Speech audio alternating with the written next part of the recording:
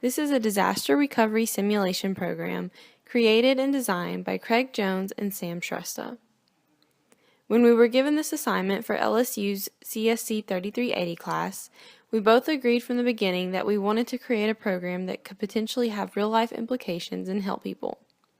After brainstorming a while, in light of the recent and devastating earthquake that took the lives of thousands in Nepal, we decided to design a disaster recovery simulation application that can be used by various rescue agencies.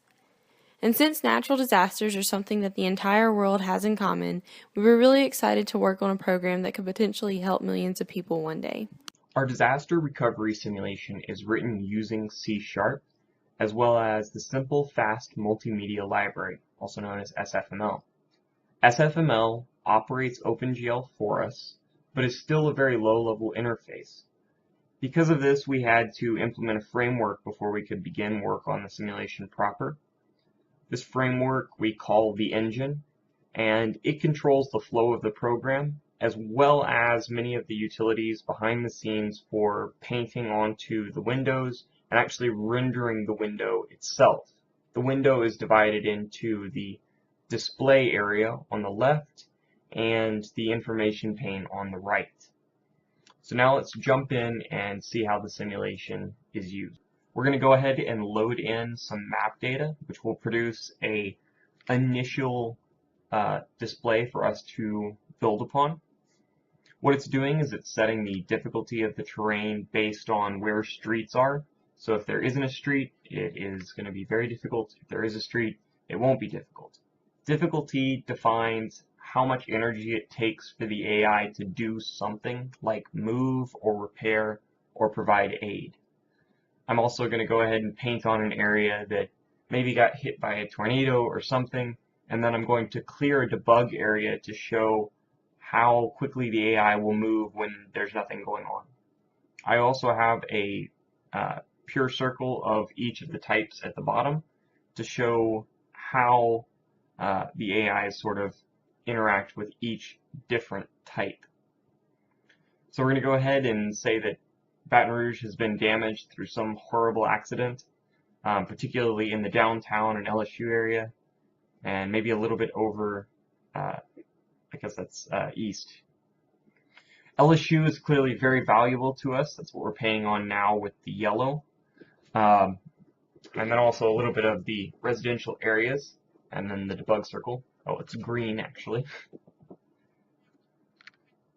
Next, what we're going to do is sample some of these points to get an idea for what the values are. You can do that by going into inspect mode and pressing spacebar.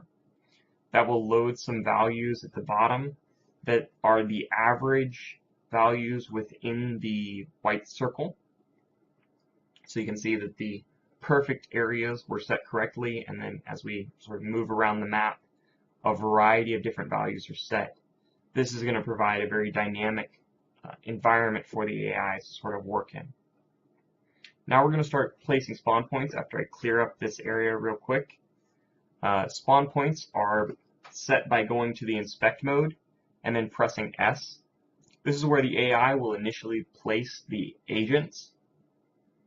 Initially, the engine spawns 512 agents.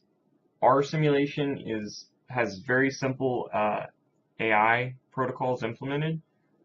It's expected that the agency using this program would implement a custom AI for each situation. We're going to go ahead and start the simulation now. We do that by going to finalize and pressing enter. And now you can see the agents are initially placed and they're sort of moving around the screen. We can toggle different aspects of the map, such as the agents, the spawn points, the environment, and finally the trails, which sort of show what's going on. Spawning the trails takes a lot of processing power because we have to push all of our changes to the GPU every cycle. So we're going to go ahead and speed up time real quick and show you what it's like when just the agents are running for a long period of time. So here they are sort of flying around the map, and in a second we're going to go ahead and slow this back down and turn on trails again so you can see what the agents have been doing during that time. So you can see clearly that they are mostly moving along the roads. They're providing aid in the areas that need it. They're providing repair facilities in the areas that need it. You can clearly see down at the bottom the pink circle and the yellow circle. Their red is going to be there regardless. That is, they are moving very quickly in that area, and then they're also providing aid. The simulation has a lot of room for growth and expansion, particularly in the input stage. We'd like to add a mechanism for importing elevation data that ended up being too complicated to complete within our time frame. It required some rather complicated parsing and interpolation. The agents, the AI itself, is very simple right now. It could definitely be expanded upon.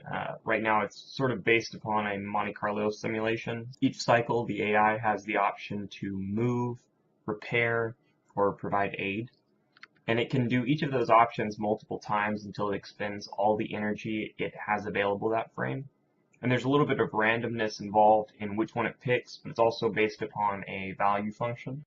We'd like to continue working on this application, and hopefully it's one day used in the real world. Well, that's it for now. Thank you for watching our demonstration. We had a lot of fun working on this project and learned a lot during the semester. We welcome any input or advice you might have to offer us, as we hope to expand upon this in the future.